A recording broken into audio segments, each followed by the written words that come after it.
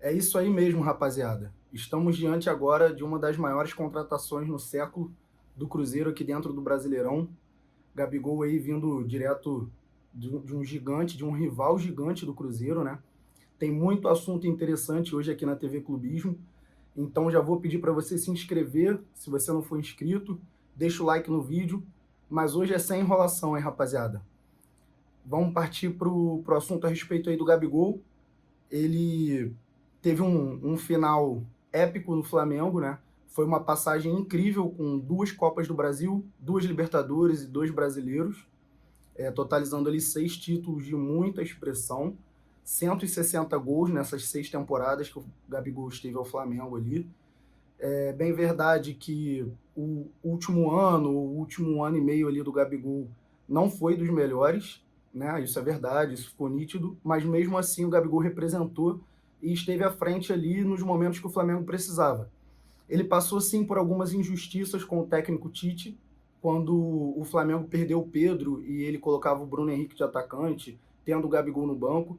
E quando o Felipe Luiz assume e o Gabigol joga a final da Copa do Brasil contra o Atlético Mineiro, ele mostra o porquê ele mete essa marra toda e ele tem direito de fazer isso, porque é inadmissível o Gabigol ser banco, principalmente se você não tem um atacante ali.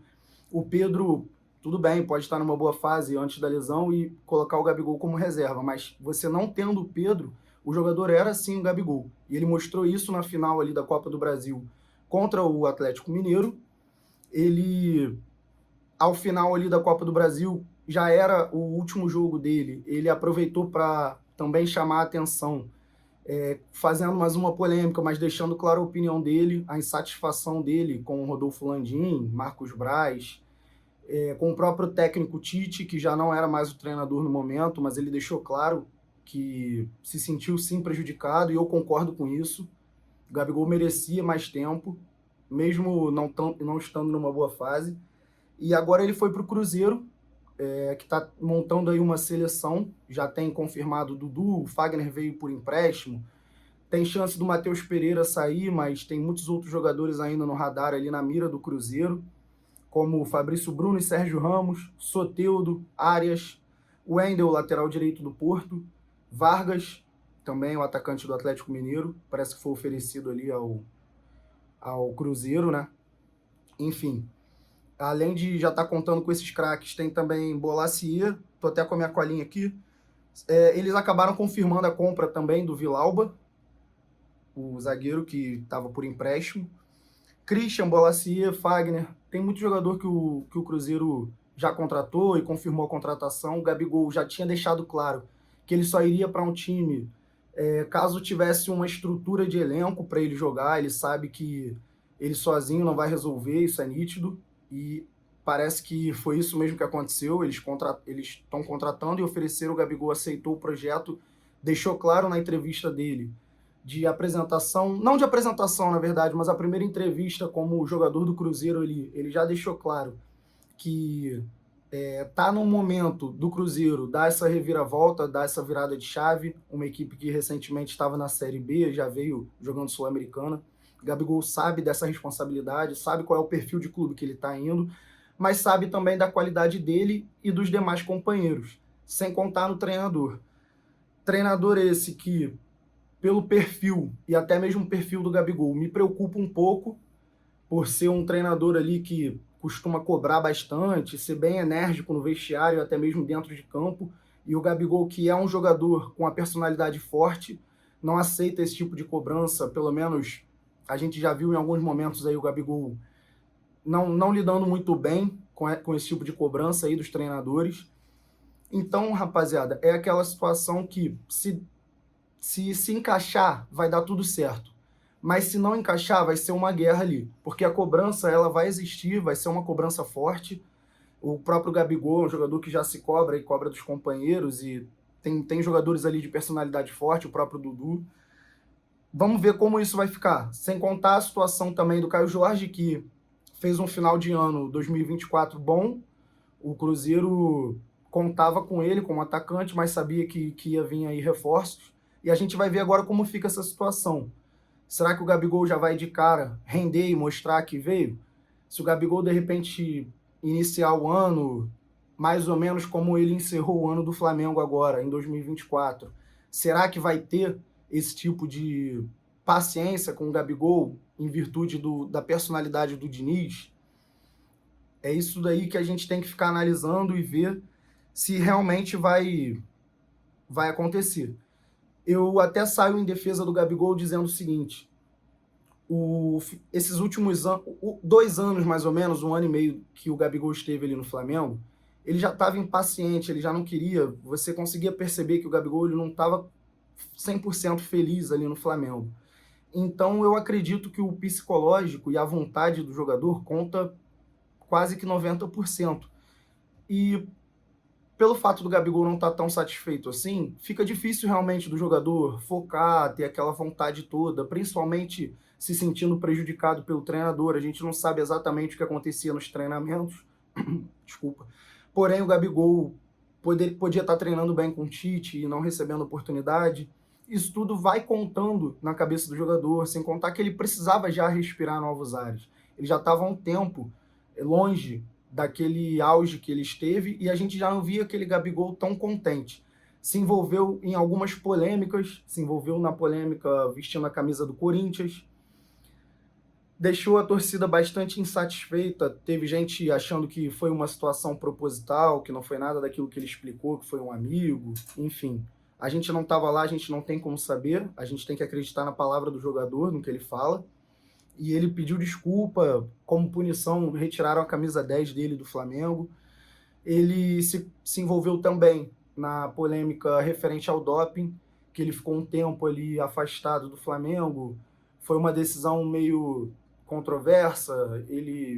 Depois ele deu uma explicação diferente do que o comitê do doping havia dito. Então o Gabigol realmente veio se envolvendo em algumas polêmicas ao longo do Flamengo. É da personalidade do Gabigol. Não é uma coisa que você tem como descartar do jogador, ele é assim, só que ele resolve.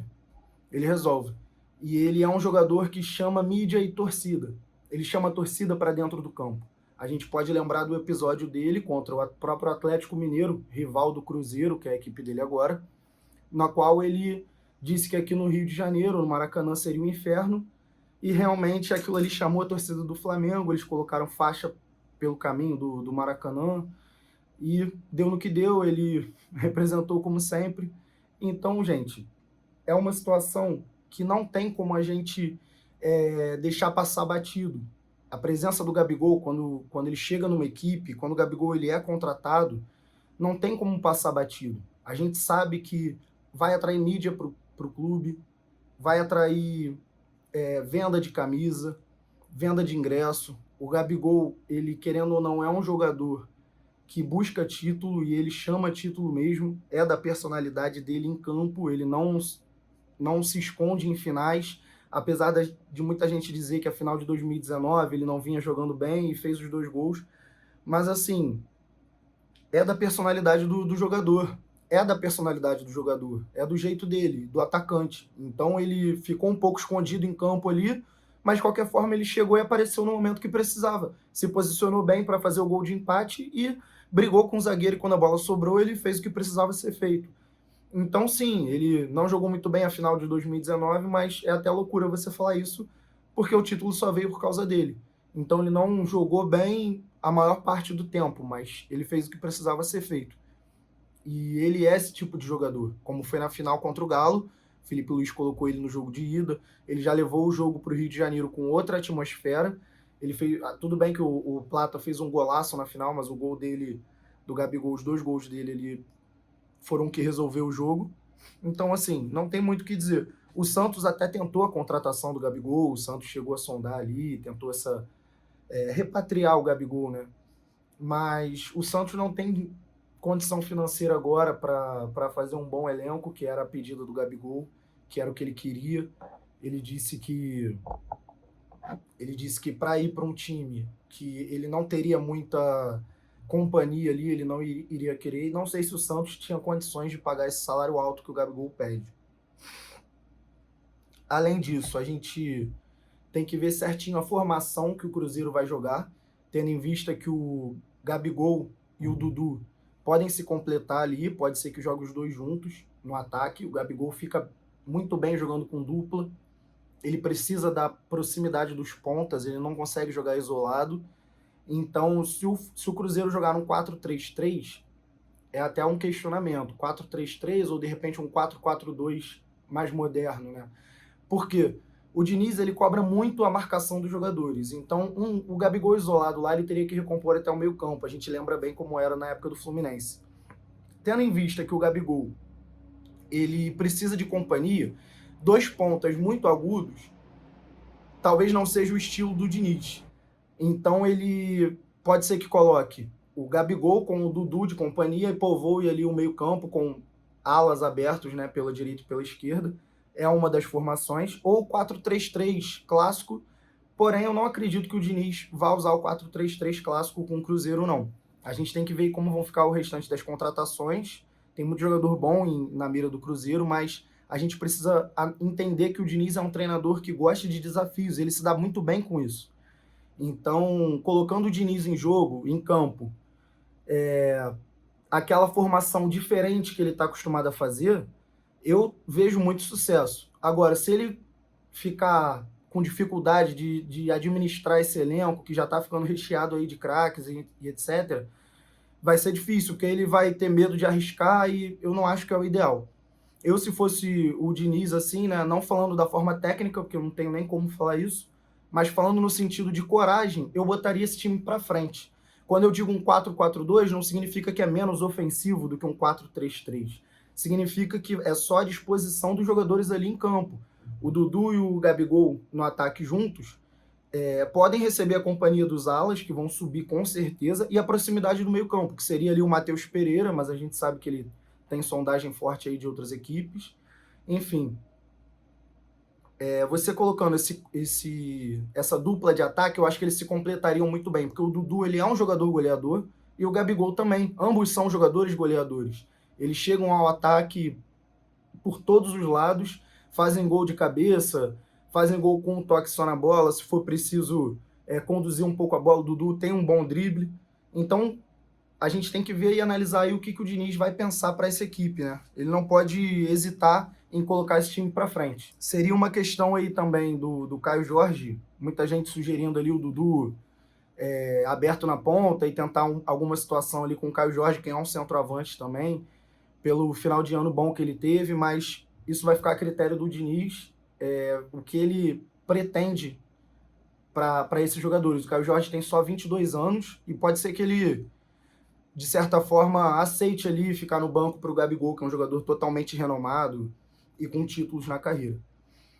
No mais, rapaziada, eu vou fazer depois um vídeo a respeito desse detalhe aí do vestiário do Diniz, que o Diniz ele tem um vestiário muito forte, uma cobrança forte em cima dos jogadores, e o perfil dos jogadores que estão no Cruzeiro, eu não enxergo como um perfil assim de ter rixa. Acredito que vai ser um perfil, um elenco ali que pode até ter aquela cobrança forte, mas sempre em prol do melhor para a equipe, que é o mais saudável a se fazer, né?